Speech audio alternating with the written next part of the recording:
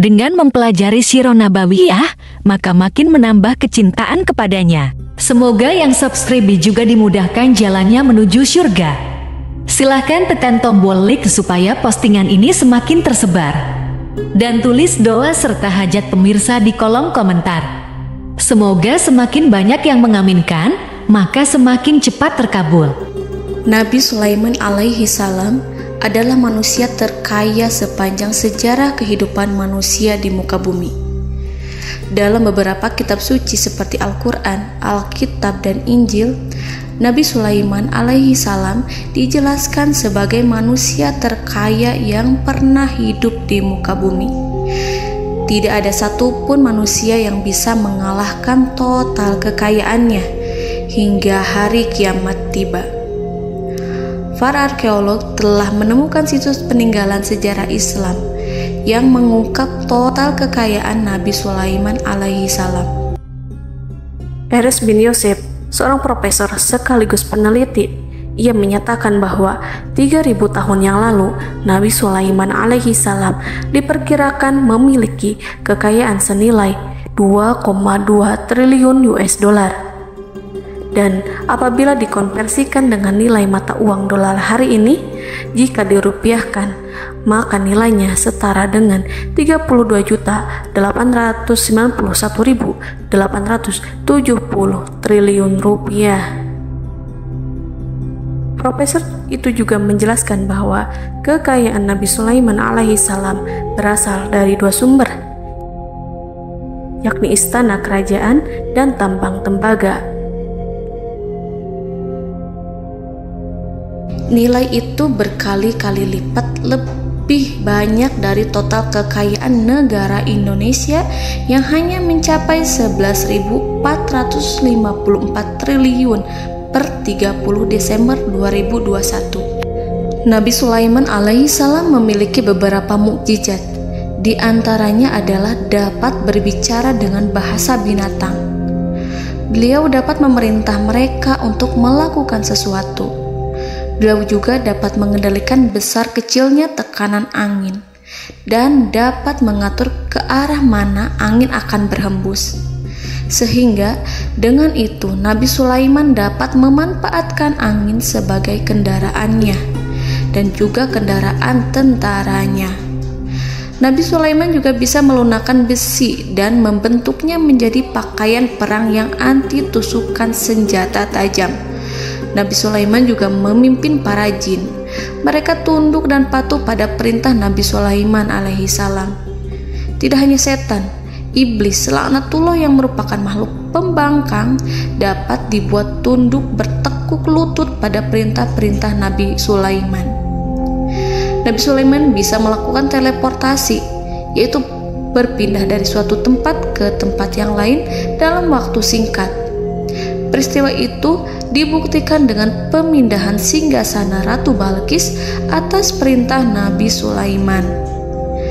Nabi Sulaiman dikenal sebagai raja yang adil dan bijaksana. Nabi Sulaiman diberkahi kecerdasan yang luar biasa untuk menyatu padukan segenap kekuatan yang Allah berikan kepadanya. Ia mengelola dan membawa kerajaannya menjadi kekuatan raksasa yang tak terkalahkan di masanya dengan segenap kemampuan yang dimilikinya. Tentara Nabi Sulaiman adalah tentara terkuat di bumi tanpa ada yang menandingi. Pertanyaan mendasar yang muncul kali ini adalah dari mana sumber kekayaan dan kekuatan Nabi Sulaiman alaihi salam? Untuk mendapat jawaban dari pertanyaan itu, simak video ini sampai akhir.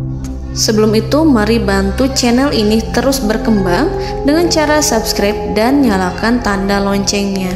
Berikan komentar yang positif dan berikan like serta share video ini. Bismillahirrahmanirrahim. Sungguh kami benar-benar telah menganugerahkan ilmu kepada Daud dan Sulaiman. Keduanya berkata, segala puji bagi Allah yang melebihkan kami dari kebanyakan hamba-hambanya yang mukmin. Sulaiman telah mewarisi Daud dan dia berkata, wahai manusia, kami telah diajari untuk memahami bahasa burung dan kami dianugerahi segala sesuatu. Sesungguhnya semua ini benar-benar karunia yang nyata. Quran Surat An-Naml ayat 15-16.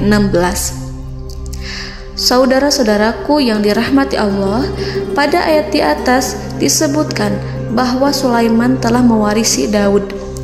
Nabi Sulaiman mewarisi Nabi Daud dalam sisi kenabian dan kekuasaan, bukan mewarisi harta, karena para nabi tidak mewariskan harta. Sebab sepeninggalan mereka, harta para nabi menjadi sedekah bagi orang-orang yang ada di sekitarnya, yaitu orang-orang fakir dan orang-orang yang membutuhkan. Dan harta para nabi tidak dikhususkan bagi kalangan keluarganya. Rasulullah Shallallahu Alaihi Wasallam bersabda, "Kami para nabi tidak mewariskan." Nabi Sulaiman mewarisi kenabian dari Nabi Daud. Ini adalah hal yang jelas. Allah telah memilihnya sebagai nabi dari Bani Israel. Begitu juga Allah telah memberinya kekuasaan kerajaan sehingga ia menjadi pemimpin Bani Israel.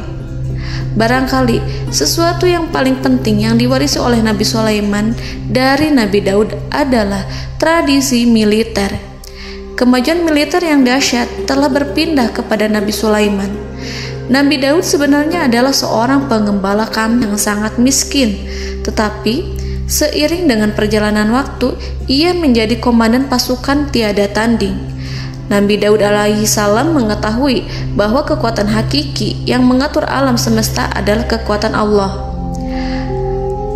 Ketika Nabi Daud mengelurkan tangannya dan memegang potongan batu, lalu beliau melemparkannya dengan ketepel ke arah Jalut, kepala Jalut retak dan ambruk menghantam tanah. Ini sebagai bentuk demonstrasi kekuatan darinya. Kehadiran Nabi Daud mengubah pasukan Bani Israel, di mana mereka sebelumnya lari jika berhadapan dengan musuh. Maka kini keberadaan mereka mulai diperhitungkan di masa hidupnya. Nabi Daud mengalami peperangan yang sangat banyak, tapi Al-Quran tidak menceritakan secara terperinci. Hal itu dikarenakan karena Al-Quran adalah kitab dakwah di jalan Allah, bukan kitab sejarah.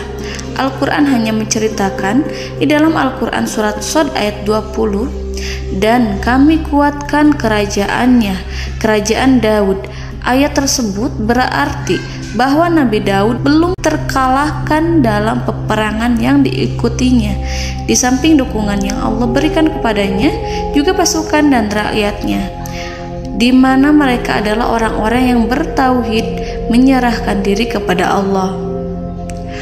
Allah Subhanahu wa Ta'ala mengajarkan kepada Nabi Daud hal-hal yang menjadikan pasukannya memiliki keistimewaan yang dengannya mereka dapat mengalahkan pasukan-pasukan lain, pasukan-pasukan besar yang ada di bumi pada saat itu. Allah Subhanahu wa Ta'ala berfirman dalam surat Saba ayat 10, "Dan kami telah melunakkan besi untuknya." Baju besi mungkin akan menjadi masalah dalam benak kita. Ketika orang-orang yang berperang, baju besi cukup mengganggu gerakan mereka. Kita bisa membayangkan ketika ada dua orang berperang, salah satu dapat bergerak bebas, sementara yang lainnya tidak leluasa bergerak karena tertahan dengan pakaiannya. Namun, dengan kekuasaan Allah, Nabi Daud dapat melunakkan besi dan membuat baju besi yang ringan, yang mudah untuk digunakan. Ini adalah kemajuan penting yang Allah berikan kepada Nabi Daud dan tentaranya. Kemajuan itu kemudian diajarkan, diwariskan dan dimiliki oleh Nabi Sulaiman alaihi salam. Nabi Sulaiman memiliki pasukan dahsyat yang melebihi pasukan manapun di bumi saat itu, atau bahkan mungkin saat ini. Bahkan Allah menambahkan karunia-Nya kepada Nabi Sulaiman yang disebutkan dalam Al-Quran surat An-Naml ayat 16. Dan Sulaiman telah mewarisi Daud, dan dia berkata, "Wahai manusia, kami telah diberi pengertian tentang suara burung, dan kami diberi segala sesuatu. Sesungguhnya ini benar-benar suatu karunia yang nyata." Saudara-saudaraku yang dirahmati Allah, pada suatu hari Nabi Sulaiman alaihi salam menengadahkan tangannya dan berdoa kepada Allah Subhanahu wa ta'ala. Antara hati Nabi dan Allah tidak ada penghalang, tidak ada jarak, tidak ada sekatan waktu, tidak ada satupun dari para nabi yang berdoa kepada Allah kecuali doanya pasti dikabulkan. Doa Nabi Sulaiman alaihi salam direkam dalam Al-Quran surat Shad ayat 35.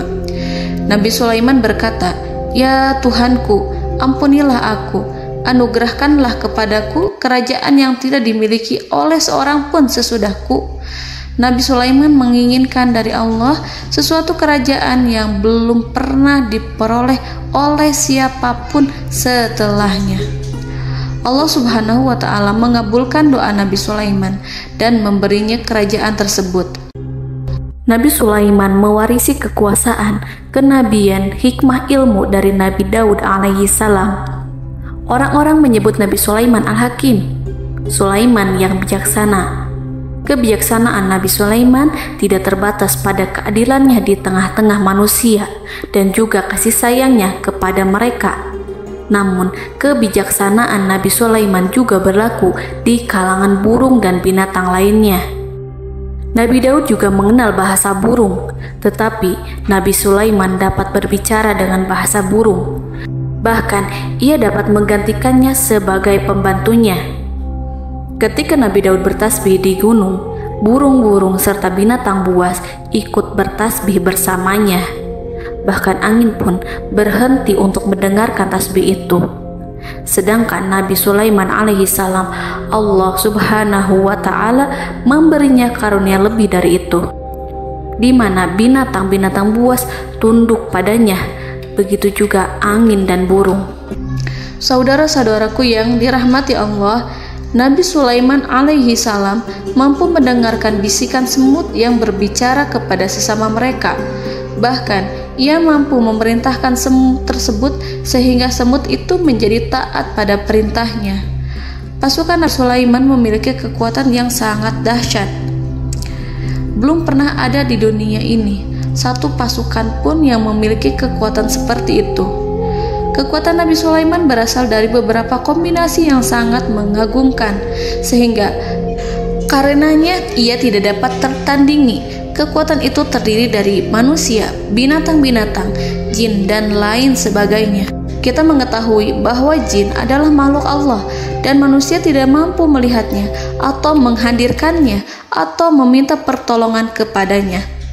Sedangkan Nabi Sulaiman telah diberi Allah suatu kemampuan untuk menundukkan jin, memperkerjakan mereka sebagai tentara di tengah-tengah peperangan.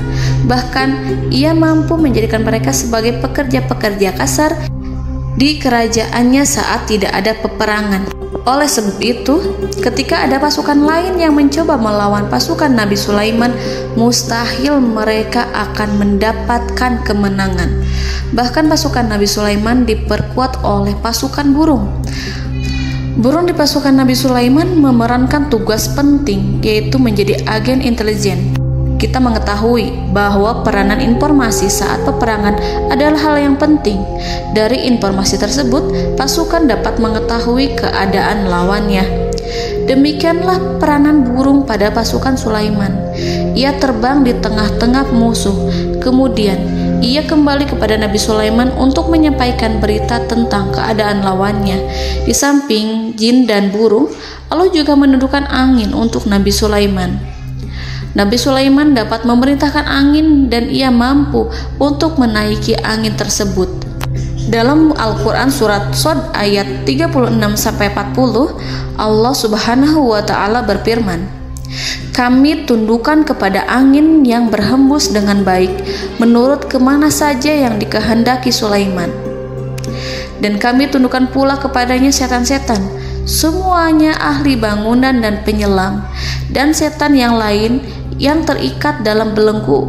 Inilah anugerah kami, maka berikanlah kepada orang lain atau tahanlah untuk dirimu tanpa perhitungan, dan sesungguhnya dia mempunyai kedudukan yang dekat pada sisi kami dan tempat kembali yang baik."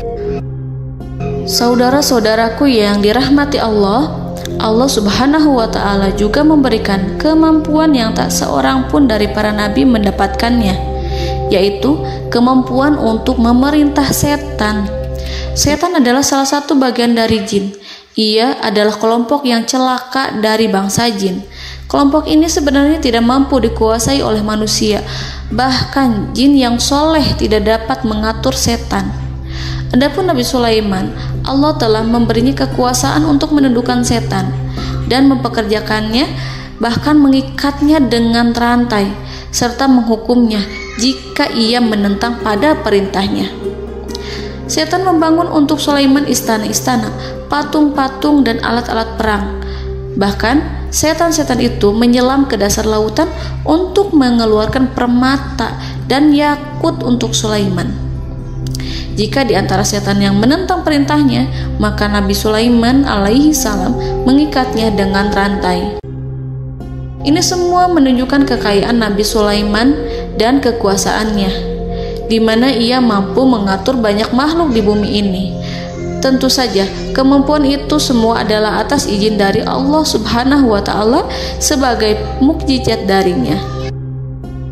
Allah Subhanahu wa Ta'ala berfirman dalam Al-Quran surat Saba ayat 12, dan sebagian dari jin adalah yang bekerja di hadapannya di bawah kekuasaannya dengan izin Tuhannya, dan siapa yang menyimpang di antara mereka dari perintah kami, maka kami rasakan kepadanya azab neraka yang apinya menyala-nyala. Para jin itu membuat untuk Sulaiman apa yang dikehendakinya, dari gedung-gedung yang tinggi, patung-patung, dan piring-piring yang besarnya seperti kolam, atau periuk yang tetap berada di atas tungku. Saudara-saudaraku yang dirahmati Allah, Nabi Sulaiman yang bijaksana adalah penguasa yang tak tertandingi di muka bumi. Meskipun memperoleh nikmat-nikmat khusus yang agung itu yang Allah berikan kepada Sulaiman, beliau tetap menunjukkan dirinya sebagai manusia yang paling banyak berzikir kepada Allah dan manusia yang paling banyak bersyukur di zamannya. Saudara-saudaraku yang dirahmati Allah, sebagaimana Allah Subhanahu wa Ta'ala memberikan nikmat kepada ayahnya Nabi Daud alaihi salam, di mana ia mampu melunakkan besi, dan Allah mengajarinya bagaimana cara mencairkan besi, maka Nabi Sulaiman alaihi salam dapat memanfaatkan tembaga yang cair untuk peperangan. Dan juga di saat perdamaian, pada saat peperangan, beliau mencampur tembaga dengan besi dan menjadikannya perunggu. Mereka menggunakan senjata-senjata perunggu dalam peperangan seperti pedang, baju besi, dan juga pisau. Senjata-senjata ini adalah senjata yang paling kuat pada saat itu. Sedangkan di saat damai, tembaga digunakan untuk membuat bangunan, perhiasan, dan sebagainya. Meskipun Nabi Sulaiman mendapatkan nikmat yang besar dan karunia yang khusus, Allah Subhanahu wa Ta'ala mengujinya dengan suatu ujian yang dahsyat. Ujian yang akan selalu datang kepada seorang hamba yang soleh. Ketika hamba itu mendapatkan kedudukan besar, maka ujiannya pun menjadi besar. Allah Subhanahu wa Ta'ala menguji Nabi Sulaiman dengan penyakit. Diceritakan oleh Fahru Roji, Nabi Sulaiman diuji dengan suatu penyakit yang keras, di mana kedokteran saat itu tidak dapat dan tidak mampu mengatasinya. Sakitnya Nabi Sulaiman sangat keras sehingga para dokter dari kalangan manusia ataupun jin tidak mampu menghilangkan penyakit itu. Lalu burung-burung menghadirkan rumput-rumput yang dianggapnya sebagai obat, tetapi Nabi Sulaiman tak kunjung sembuh. Semakin hari penyakit Nabi Sulaiman semakin menjadi-jadi, sehingga ketika Nabi Sulaiman duduk di atas kursi, ia duduk bagaikan tubuh tanpa roh. Seakan-akan ia mati karena saking keras penyakit yang dideritanya. Sakit yang diderita oleh Nabi Sulaiman alaihi salam berlangsung sangat lama. Namun Nabi Sulaiman tidak henti-hentinya berzikir kepada Allah dan meminta kesembuhan kepadanya, serta selalu beristighfar dan mengungkapkan rasa cinta kepadanya. Selesailah ujian Allah terhadap hambanya Nabi Sulaiman. Beliau pun sembuh Nabi Sulaiman merasakan kembali kesehatannya setelah ia mengetahui segala kejayaan dan segala kekuasaan serta segala kebesarannya tidak lagi mampu menghilangkan penyakit yang dideritanya kecuali jika Allah menghendaki. Saudara-saudaraku yang dirahmati Allah, Nabi Sulaiman telah membangun tempat ibadah, tempat sujud, sehingga manusia menyembah Allah di dalamnya. Orang-orang yang membangunnya berjumlah puluhan ribu orang. Tentu setiap kelompok dari mereka memiliki pekerjaan masing-masing.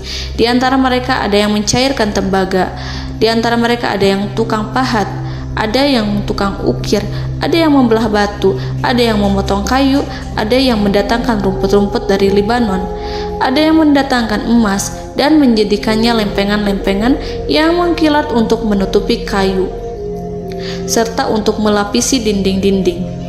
Bahkan golongan jin pun membantu membangun tempat tersebut, tentu dengan perintah dan bimbingan Nabi Sulaiman. Mereka membuat patung-patung yang besar, membuat bejana yang besar untuk tempat makan para tentara dan pekerja, yaitu bejana seperti gunung. Karena saking berat dan besarnya, mereka juga membuat tempat-tempat minum yang besarnya seperti kolam. Nabi Sulaiman mengawasi para pekerjanya dan juga mengurusi masyarakatnya, di mana beliau mengenali problem mereka dan berusaha memecahkannya. Beliau juga mengawasi pasukan dari kalangan binatang dan burung. Beliau mengetahui apabila ada satu di antara mereka yang tidak datang, kemana ia pergi serta mengapa ia pergi. Nabi Sulaiman menguasai pengetahuan itu semua. Nabi Sulaiman bukan hanya mengetahui problem tentara-tentaranya dari kalangan manusia ataupun tentaranya dari kalangan burung, namun ia juga menunjukkan kasih sayang terhadap semut, di mana beliau mendengar bisikannya dan tidak suka untuk menginjaknya. Nabi Sulaiman selalu menundukkan kepalanya ke bumi sebagai bentuk rasa rendah diri dan syukur kepada Allah. Pada suatu hari, Nabi Sulaiman alaihi salam berjalan di depan tentaranya dan tiba-tiba ia mendengar suara semut yang berkata kepada temannya dari kalangan semut. Hal itu terekam dalam Al-Quran surat An-Naml ayat 18-19. Wahai semut-semut, masuklah ke dalam sarang-sarangmu agar kamu tidak terinjak oleh Sulaiman dan tentaranya, sedangkan mereka tidak menyadarinya.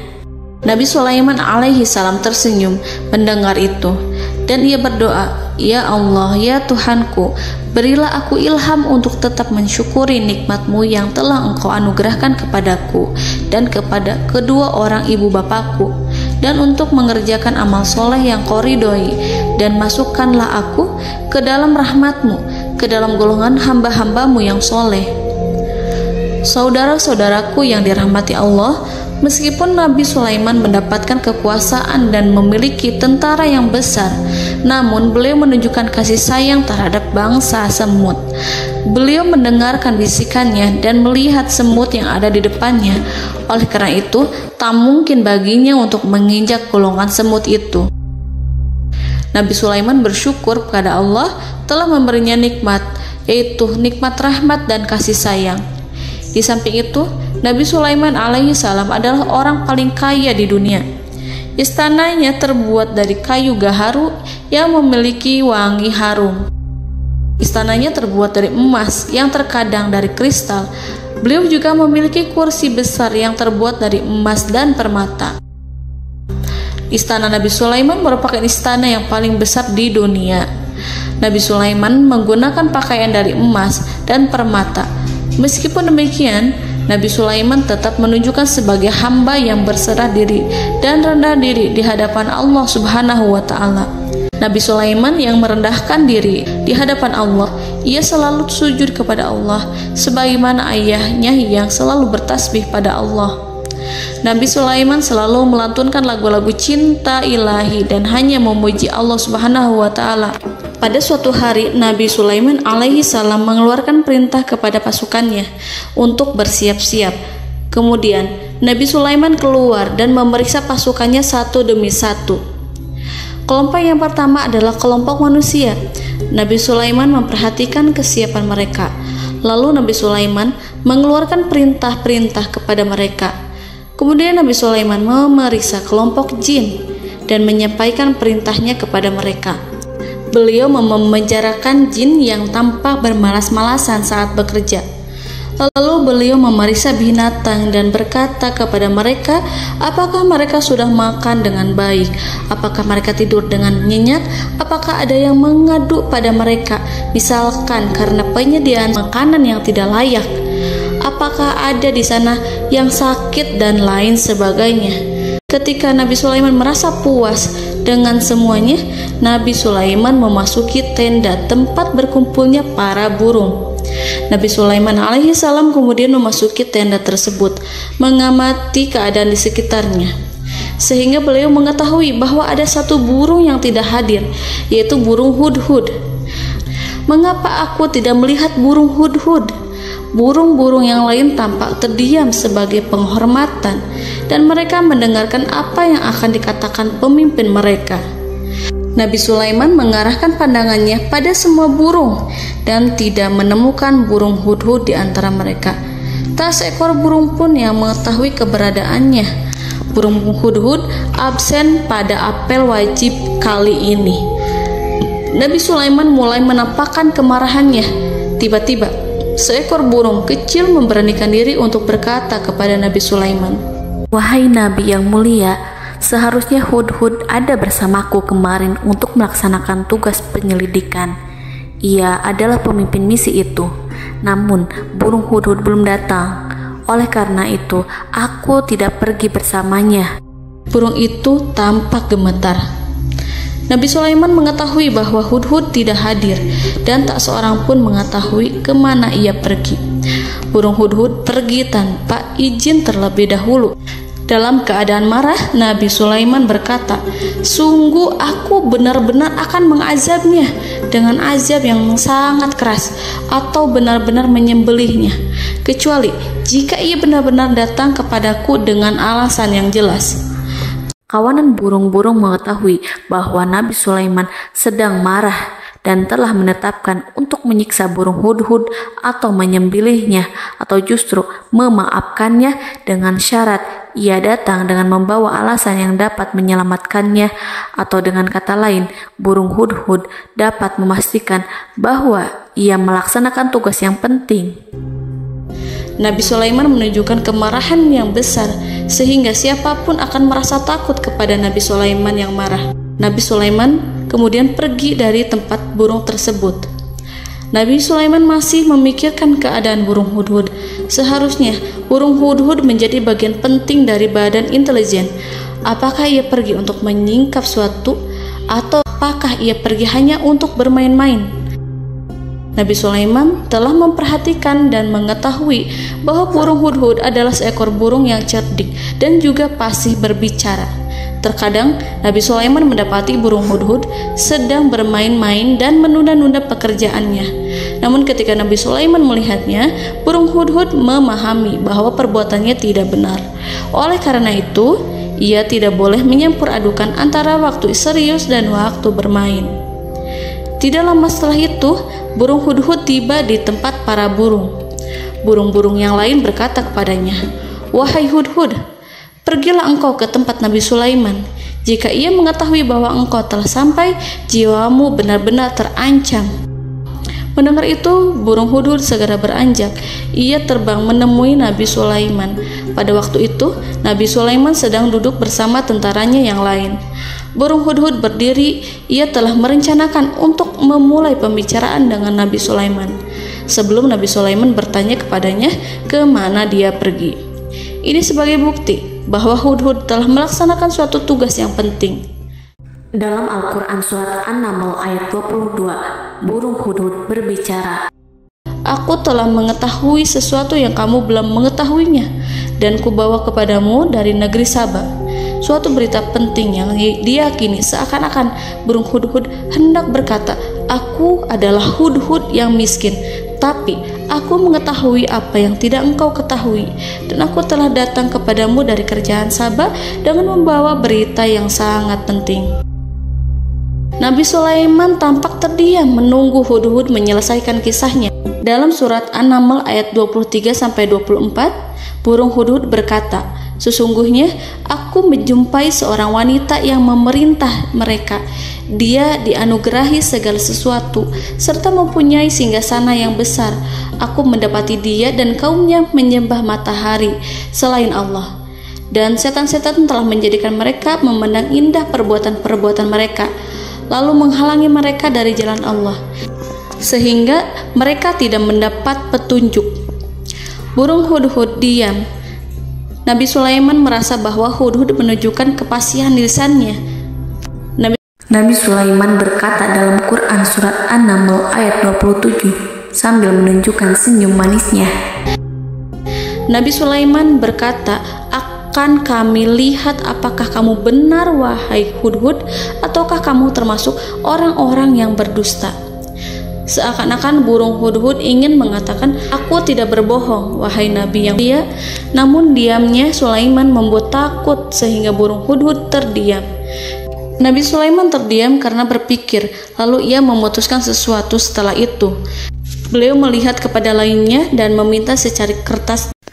Nabi Sulaiman menulis surat singkat dan menyerahkannya kepada hudhud serta memerintahkan kepadanya seperti yang dikatakan dalam Quran surat An-Naml ayat 28. "Pergilah dengan membawa suratku ini, lalu jatuhkanlah kepada mereka, kemudian berpalinglah dari mereka, lalu perhatikanlah apa yang mereka bicarakan." Al-Quranul Karim hanya menceritakan dalam Quran surat An-Naml bagaimana perginya hudhud dan bagaimana ia menyerahkan surat itu. Lalu Al-Quran langsung menyebut keadaan kerajaan Balqis yang saat itu sedang membaca surat di depan para pembesar kerajaan dan para menterinya. Dalam Al-Quran surat An-Naml ayat 29-31 berkatalah Balqis, "Wahai pembesar-pembesar, sesungguhnya telah dijatuhkan kepadaku sebuah surat yang mulia. Sesungguhnya surat ini dari Sulaiman, dan sesungguhnya isinya dengan menyebut nama Allah yang Maha Pengasih lagi Maha Penyayang, bahwa janganlah kalian berlaku sombong terhadapku, dan datanglah kepadaku sebagai orang yang berserah diri." Saudara-saudaraku yang dirahmati Allah, dalam surat tersebut Nabi Sulaiman menyebutkan supaya mereka menyerahkan diri dan tunduk kepada perintah Nabi Sulaiman. Nabi Sulaiman memerintahkan agar mereka meninggalkan penyembahan terhadap matahari. Nabi Sulaiman tidak mempersoalkan akidah mereka dan tidak memuaskan mereka dengan apapun. Nabi Sulaiman hanya memerintahkan bahwa ia berada di atas kebenaran. Bukankah ia didukung kekuatan yang berlandaskan keyakinan yang dimilikinya? Nabi Sulaiman hanya memerintahkan mereka agar tunduk dan patuh kepadanya. Ratu Sabak menyampaikan surat tersebut di tengah-tengah kaumnya. Dalam Quran surat An-Naml ayat 32 dijelaskan, "Dan berkatalah Balqis, wahai para pembesar, berilah aku pertimbangan dalam urusanku ini. Aku tidak pernah memutuskan sesuatu persoalan sebelum kamu berada dalam majelisku." Saudara-saudaraku yang dirahmati Allah, para pembesar istana Balqis menentang surat tersebut. Isi surat itu membangkitkan kesombongan kaum Sabak, di mana mereka merasa lebih kuat. Mereka mengetahui bahwa di sana ada seorang yang mencoba menentang mereka dan mengisyaratkan peperangan kepada mereka. Lalu ia meminta kepada mereka untuk memenuhi syarat-syaratnya sebelum terjadinya peperangan dan kekalahan. Dalam surat An-Naml ayat 33, mereka menjawab, "Kita adalah orang-orang yang memiliki kekuatan dan juga memiliki keberanian yang sangat besar dalam peperangan. Dan keputusan berada di tanganmu, wahai rajaku. Maka pertimbangkanlah apa yang akan kamu perintahkan." Saudara-saudaraku yang dirahmati Allah, para pembesar kaum Sabak seakan ingin berkata, "Kita siap untuk melaksanakan perang." Tampaknya ratu itu memiliki kebijakan yang lebih baik dari pembesar kaumnya. Surat Sulaiman itu membuatnya berpikir lebih jernih dan lebih berhati-hati. Ia berusaha sebisa mungkin menghindari peperangan. Ratu itu berpikir dalam tempo yang lama. Nama Sulaiman tidak diketahuinya dan ia pun belum pernah mendengarnya. Oleh karena itu, Ratu kaum Sabak tidak mampu mengetahui dan mendeteksi seberapa besar kekuatan Nabi Sulaiman. boleh jadi Nabi Sulaiman memiliki kekuatan yang dahsyat sehingga ia mampu memerangi kekuasaannya dan mengalahkannya. Kemudian ratu memperhatikan apa yang ada di sekelilingnya. Ia melihat kemajuan masyarakatnya dan juga kekayaannya. Barangkali ia mengira bahwa Nabi Sulaiman iri terhadap kemajuan dan kekayaannya itu, sehingga Nabi Sulaiman ingin menyerangnya. Setelah mempertimbangkan isi surat Nabi Sulaiman dengan cermat, Ratu Saba memilih untuk tidak bersikap ceroboh dan bodoh. Ratu lebih suka untuk menggunakan bahasa kelembutan. Ia mengirim kepada Nabi Sulaiman suatu hadiah yang besar. Ratu mengira bahwa Nabi Sulaiman seorang yang ambisius, yang boleh jadi ia telah mendengar tentang kekayaan kerajaan Saba. Para utusan pergi dengan membawa hadiah dari Ratu Saba. Ratu berharap agar mereka dapat memasuki kerajaan Nabi Sulaiman dan akan mengetahui kondisi kerajaannya. Saat mereka pulang, Ratu ingin mendengar secara langsung dari mereka tentang bagaimana keadaan kaum Nabi Sulaiman dan pasukannya. Setelah mendapatkan informasi yang cukup, maka Ratu Balqis dapat membuat sesuatu keputusan yang tepat. Ratu menyembunyikan apa yang terlintas dalam pikirannya, lalu ia berbicara kepada pembesar istananya bahwa ia dapat menyingkap niat jahat Raja Sulaiman melalui cara mengirimkan hadiah kepadanya. Ratu lebih memilih cara tersebut dan menunggu reaksi dari Nabi Sulaiman. Ratu berhasil memuaskan para pembesar istana, dan untuk sementara ia menghilangkan ide untuk berperang. Karena para raja jika menyerang suatu desa, maka pemimpin desa tersebut adalah orang yang paling banyak mendapatkan kehinaan. Akhirnya, para pembesar kaumnya merasa puas dengan pikiran Ratu Balqis. Saudara-saudaraku yang dirahmati Allah, dalam surat An-Naml ayat 34-35 dijelaskan, Ratu Balqis berkata, "Sesungguhnya raja-raja apabila memasuki suatu negeri, niscaya mereka akan membinasakannya dan menjadikan penduduknya yang mulia menjadi hina. Dan demikian pula lah yang akan mereka perbuat. Dan sesungguhnya aku akan mengirim utusan kepada mereka dengan membawa hadiah, dan aku akan menunggu apa yang akan dibawa kembali oleh utusan itu." Kemudian sampailah hadiah dari Ratu Balqis kepada Nabi Sulaiman. Para intelijen Nabi Sulaiman memberitahunya bahwa utusan Balqis datang dengan membawa hadiah. Nabi Sulaiman langsung mengetahui bahwa Ratu Balqis itu sengaja mengirim orang-orangnya untuk mengetahui atau untuk mendapatkan informasi tentang kekuatannya. Lalu setelah itu ia akan mengambil keputusan atau mengambil sikap kepada kerajaan Sulaiman. Nabi Sulaiman segera memanggil semua pasukannya untuk berkumpul. Utusan Balqis segera memasuki istana Nabi yang dipenuhi dengan pasukan yang besar bersenjata. Melihat itu, utusan Ratu Balqis tercengang dan terkejut ketika mereka melihat kekayaan yang mereka bawa tidak ada apa-apanya dibandingkan dengan kerajaan Nabi Sulaiman. Hadiah mereka tampak tidak berarti. Emas yang mereka bawa tampak tidak memiliki makna saat mereka memasuki istana Nabi Sulaiman yang terbuat dari kayu-kayu pohon gaharu yang mengeluarkan bau yang harum serta dihiasi dengan emas permata.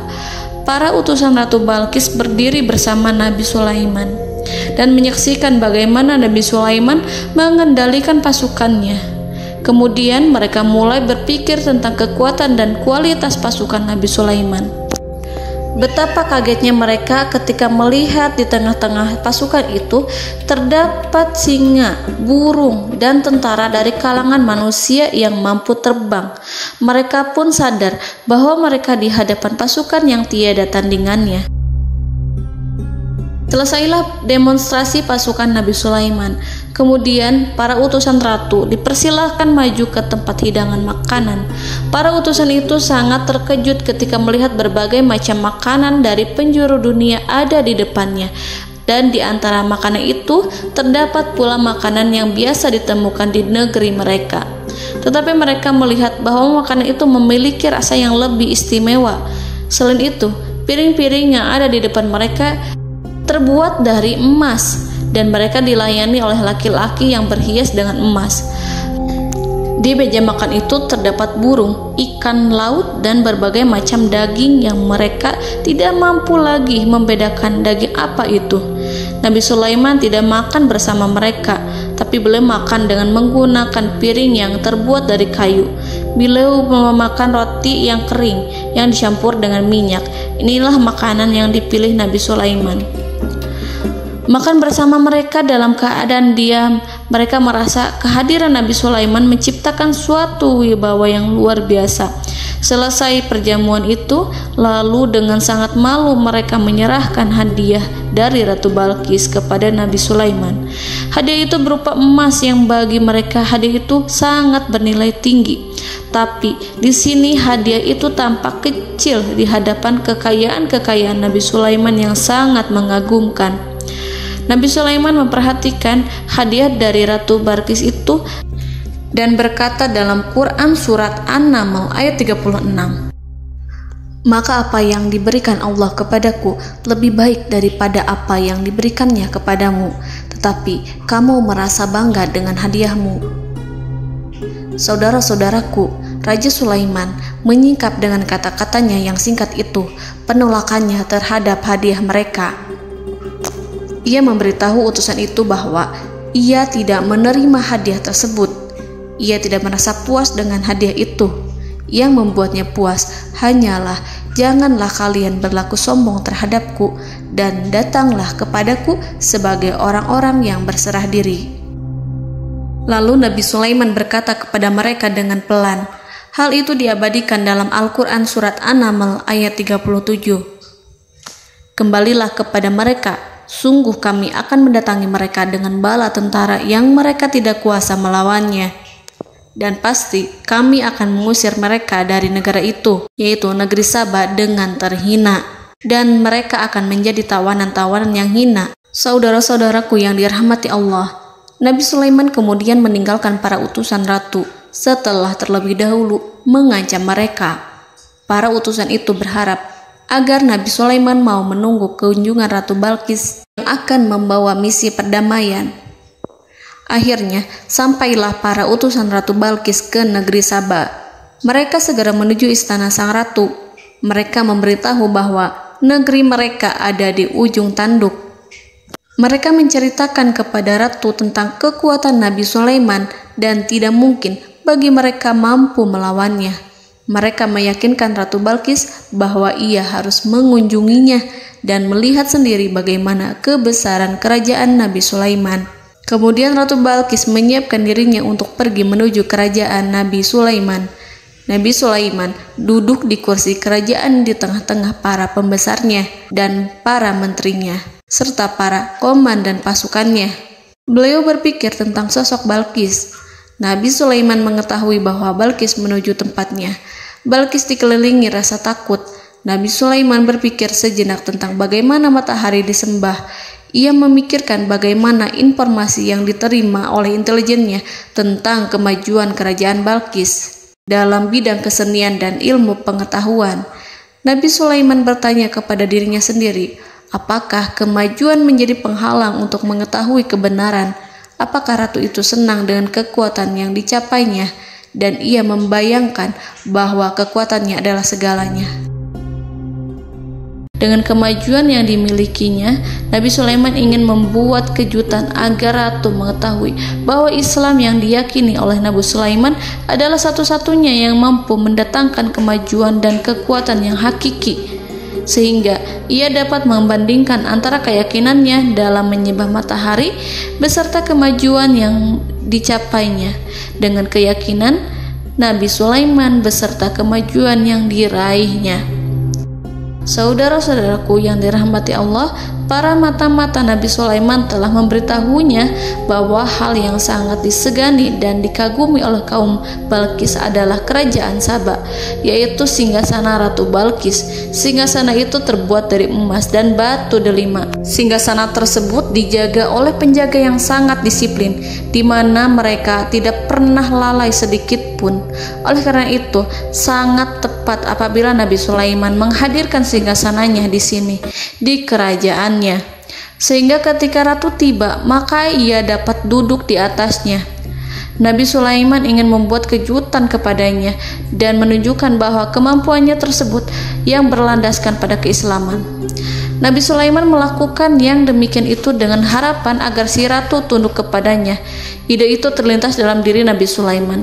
Lalu ia mengangkat kepalanya dan menoleh kepada anak buahnya. Hal itu diabadikan dalam Quran Surat An-Naml ayat 38. Wahai para pembesar, siapakah di antara kamu sekalian yang sanggup membawa singgasananya kepadaku sebelum mereka datang kepadaku sebagai orang-orang yang berserah diri? Saudara-saudaraku, perhatikanlah ungkapan pikiran Nabi Sulaiman tersebut. Semua pemikirannya berkisar tentang keislaman para penyembah matahari, tentang bagaimana beliau dapat memberikan petunjuk kepada mereka di jalan Allah. Yang pertama menjawab pertanyaan Nabi Sulaiman adalah jin Ifrit. Dalam Quran Surat An-Naml ayat 39, berkatalah Ifrit yang cerdik dari golongan jin, "Aku akan datang kepadamu dengan membawa singgasana itu sebelum kamu berdiri dari tempat dudukmu. Sesungguhnya aku benar-benar kuat untuk membawanya, lagi dapat dipercaya." Nabi Sulaiman berdiri dari tempat duduknya. Setelah 1 jam atau 2 jam, jin itu berjanji kepadanya untuk menghadirkan singgasana Balkis. Sebelum itu, istana Nabi Sulaiman di Palestina, sedangkan istana Balkis terletak di Yaman. Antara singgasana tersebut dengan singgasana Nabi Sulaiman berjarak lebih dari ribuan mil. Barangkali pesawat yang cepat sekalipun yang kita kenal hari ini tidak akan mampu membawa dan mendatangkan istana itu dalam waktu 1 jam. Tetapi masalahnya di sini, berhubung dengan kekuatan jin yang serba misterius, Nabi Sulaiman tidak mengomentari sedikit pun terhadap apa yang dikatakan oleh Ifrit. Nabi Sulaiman tampak menunggu tanggapan lain yang mampu menghadirkan singgasana Balkis yang lebih cepat dari jin Ifrit. Nabi Sulaiman menoleh kepada seorang yang di sana, yang duduk di atas naungan. Hal itu diceritakan dalam Al-Quran Surat An-Naml ayat 40. Berkatalah seseorang yang mempunyai ilmu dari Alkitab, "Aku akan membawa singgasana itu kepadamu sebelum matamu berkedip." Maka tatkala Sulaiman melihat singgasana itu terletak di hadapannya, ia pun berkata, "Ini termasuk karunia Tuhanku untuk menguji aku. Apakah aku akan bersyukur atau mengingkari nikmatnya? Dan barang siapa yang bersyukur, maka sesungguhnya dia bersyukur untuk kebaikan dirinya sendiri. Dan barang siapa yang ingkar, maka sesungguhnya Tuhanku maha kaya lagi maha mulia." Saudara-saudaraku, belum lama seseorang yang mempunyai ilmu dari Alkitab menyatakan kalimatnya, sehingga singgasana itu tiba-tiba ada di depan Nabi Sulaiman, yang mampu menghadirkan singgasana itu lebih cepat dari kedipan mata. Al-Quranul Karim tidak menyingkap kepribadian seseorang yang menghadirkan singgasana itu. Al-Quran hanya menggarisi bahwa orang itu mempunyai ilmu dari Alkitab. Al-Quran tidak menjelaskan kepada kita apakah ia seorang malaikat ataukah manusia ataukah jin. Al-Quran sengaja tidak menyingkap hakikat kitab yang dimaksud. Saudara-saudaraku yang dirahmati Allah, setelah melihat singgasana itu, Nabi Sulaiman bersyukur kepada Allah. Ia mulai memperhatikan singgasana sang ratu. Singgasana tersebut merupakan simbol pembangunan dan juga kemajuan, tetapi tampaknya ia hanya sesuatu yang biasa saja jika dibandingkan dengan kekuasaan dan kebesaran ciptaan yang dibuat oleh manusia dan jin di kalangan istana Nabi Sulaiman. Nabi Sulaiman memikirkan dalam tempo yang sangat lama singgasana Ratu Balkis itu. Kemudian beliau memerintahkan agar singgasana itu diperbaiki, sehingga saat Ratu Balkis datang, dia akan mengujinya. Apakah Ratu Balkis dapat mengenali singgasananya ataukah tidak?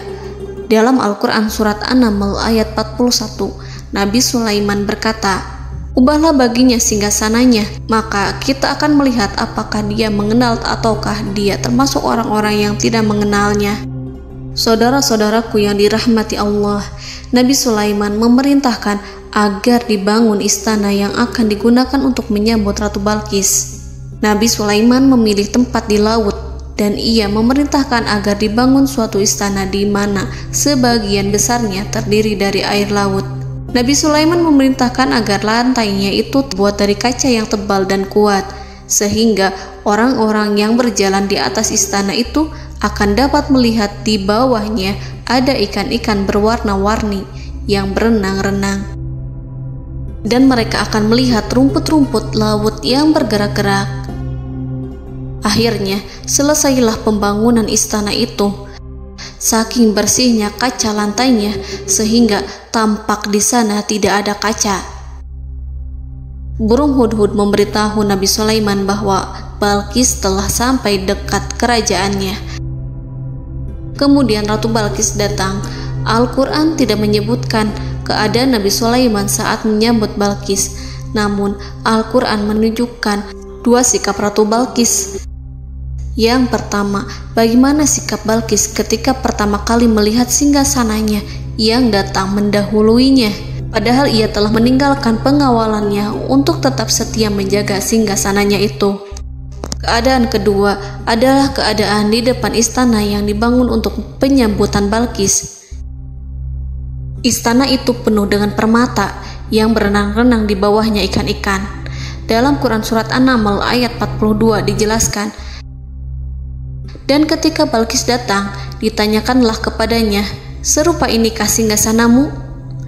Balqis menjawab, "Seakan-akan singgasana ini adalah singgasanaku.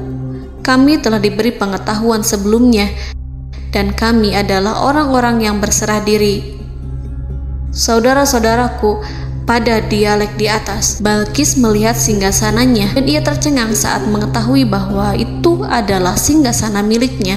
Namun kemudian ia mulai ragu karena melihat tidak sepenuhnya itu singgasana miliknya. Jika itu benar-benar miliknya, lalu bagaimana ia datang mendahuluinya? Dan bila bukan singgasananya, maka bagaimana Sulaiman dapat meniru sepersis dan seteliti itu? Padahal Sulaiman tidak pernah sekalipun ke kerajaannya. Nabi Sulaiman berkata saat melihat Balqis mengamati singgasananya, "Apakah ini singgasanamu?" Balqis terlihat sangat kebingungan, namun setelah itu ia menjawab, "Sepertinya benar." Nabi Sulaiman berkata, "Kami telah diberi ilmu sebelumnya dan kami sebagai orang-orang muslim."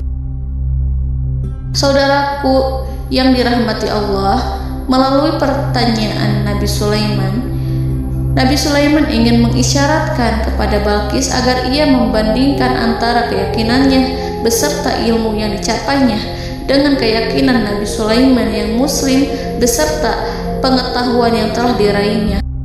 Penyembahan terhadap matahari dan pencapaian ilmu yang dicapai oleh Ratu Balqis tanpa tidak ada apa-apanya dibandingkan dengan ilmu Nabi Sulaiman dan keislaman. Nabi Sulaiman telah mendahuluinya dalam bidang ilmu karena keislamannya. Karena itu, sangat mudah baginya untuk mengungguli Balqis dalam ilmu-ilmu yang lainnya. Demikianlah yang disyaratkan dalam pertanyaan Nabi Sulaiman kepada Ratu Balqis. Ratu Saba itu mengetahui bahwa ini adalah singgasananya, di mana singgasana itu datang lebih dahulu daripada dirinya. Beberapa bagian darinya telah diubah saat Balqis masih di perjalanan menuju ke tempat Nabi Sulaiman. Ia berpikir kemampuan apa yang dimiliki Nabi Sulaiman. Ratu Balqis tercengang melihat apa yang disaksikannya, yang berupa buah dari keimanan Nabi Sulaiman dan hubungannya dengan Allah Subhanahu wa Ta'ala. Sebagaimana Balqis juga tercengang ketika melihat kemajuan di bidang ilmu pembangunan, seni, dan ilmu-ilmu yang lainnya. Maka ia tidak lebih kagum lagi saat melihat hubungan yang kuat antara keislaman Nabi Sulaiman dengan ilmunya serta kemajuan yang diraihnya. Dalam Al-Quran Surat An-Naml ayat 43 dijelaskan, dan apa yang disembahnya selama ini selain Allah mencegahnya untuk melahirkan keislamannya, karena sesungguhnya ia terdahulu termasuk orang-orang yang kafir. Saudara-saudaraku yang dirahmati Allah, berguncanglah dalam benak Balqis ribuan hal ketika melihat keyakinan kaumnya runtuh di hadapan Nabi Sulaiman. Ia menyadari matahari yang disembahnya hanya merupakan ciptaan Allah, dan Allah lah yang menggerakkannya untuk hamba-hambanya. Lalu terbitlah matahari kebenaran dalam dirinya. Hatinya diterangi oleh cahaya baru yang tidak akan tenggelam seperti tenggelamnya matahari. Masa keislamannya hanya menunggu waktu. Ratu Balqis memilih waktu yang tepat untuk mengumumkan keislamannya. Allah Subhanahu wa Ta'ala berfirman dalam Quran Surat An-Naml ayat 44. Dikatakan kepadanya, masuklah ke dalam istana. Maka tatkala ia melihat lantai istana itu, dikiranya kolam air yang besar dan disingkapnya 2 betisnya. Berkatalah Sulaiman, sesungguhnya ia adalah istana licin yang terbuat dari kaca. Berkatalah Balqis, wahai Tuhanku, sesungguhnya aku telah berbuat zalim terhadap diriku dan aku berserah diri bersama Sulaiman kepada Allah Tuhan semesta alam. Saudara-saudaraku yang dirahmati Allah, dikatakan kepada Balqis, masuklah ke dalam istana. Ketika ia masuk, maka ia tidak menyaksikan adanya kaca, tetapi ia melihat air, sehingga ia mengira akan bersinggungan dengan air. Lalu ia menyingkapkan sedikit bajunya agar bajunya itu tidak basah.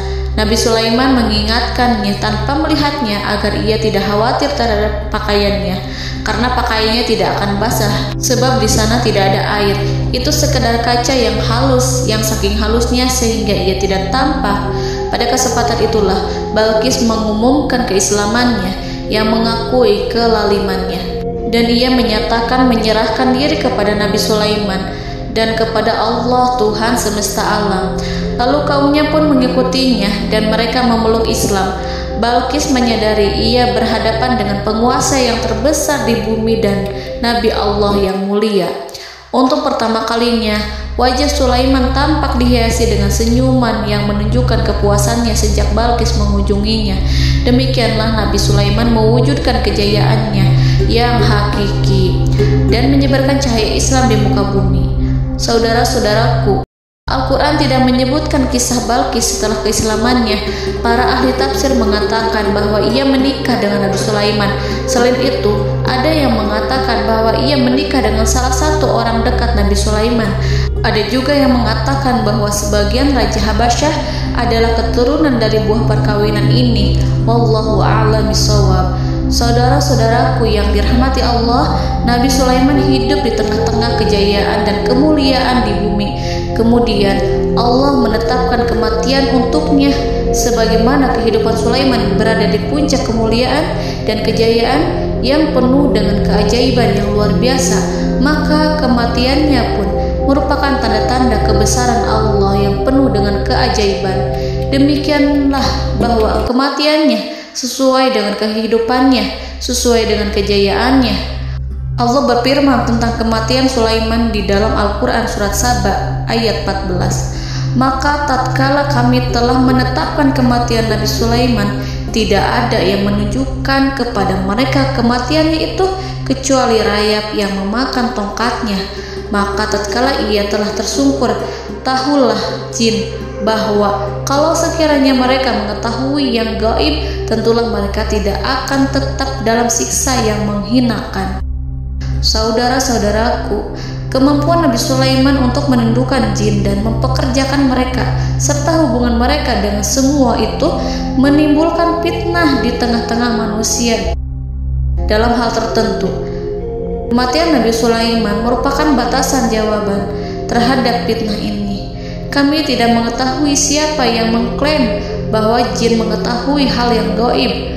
Apakah itu setan yang terkutuk, atau jin yang bodoh, atau manusia yang tertipu? Kami tidak mengetahui siapa yang bertanggung jawab terhadap tersebarnya isu yang keliru ini. Yang kita ketahui adalah bahwa hal tersebut adalah mempengaruhi sebagian manusia dan jin. Barangkali manusia berkata kepada diri mereka, selama jin melakukan perbuatan yang luar biasa ini, maka apa gerangan yang menjadikan mereka tidak mengetahui hal yang gaib itu?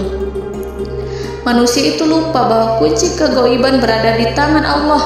Masalah ilmu gaib tidak akan mampu dikuasai oleh jin dan manusia. Hanya Dia yang mengetahuinya, dan manusia diberitahu hanya sedikit sekali. Saudara-saudaraku yang dirahmati Allah, seakan-akan Allah telah merencanakan bahwa kematian Sulaiman bertujuan untuk menghancurkan pemikiran itu, yaitu pemikiran bahwa jin mengetahui hal-hal yang gaib. Jin bekerja untuk Nabi Sulaiman selama beliau hidup, dan tatkala beliau meninggal, maka tugas mereka menjadi bebas. Nabi Sulaiman meninggal tanpa diketahui oleh jin, sehingga mereka tetap bekerja untuk mereka, tetap mengabdi kepada Sulaiman.